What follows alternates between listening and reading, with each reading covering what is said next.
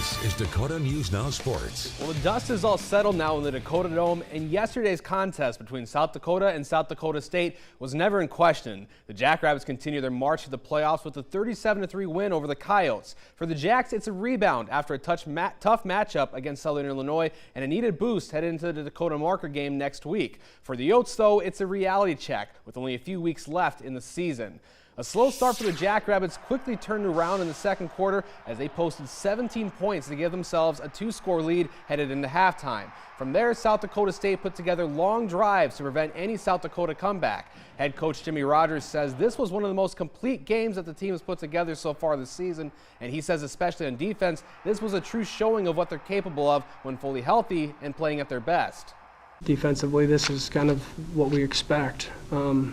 We lost a couple key players last year, but we got to reload and stay focused, and that's what it looks like when we are focused. We can stop the run and make you one-dimensional, and we did that tonight. And proud of the effort of the coaches and the game plan that was put together. And we need to continue to get better. Again, the Jacks are back home next weekend in the Dakota Marker matchup against North Dakota State. The Bison will be looking to avoid losing to every other Dakota school this year after losses to South Dakota and North Dakota.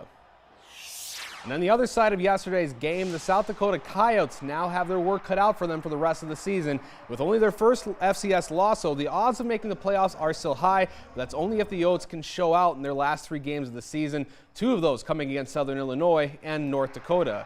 Head coach Bob Nielsen says it was a complete loss for all 3 phases of the game, but now they need to get back to the drawing board and make the most out of the rest of the season.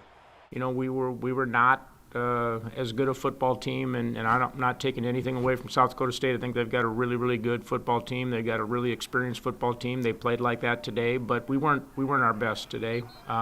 We need to play better, and we can play better, and we will play better next week.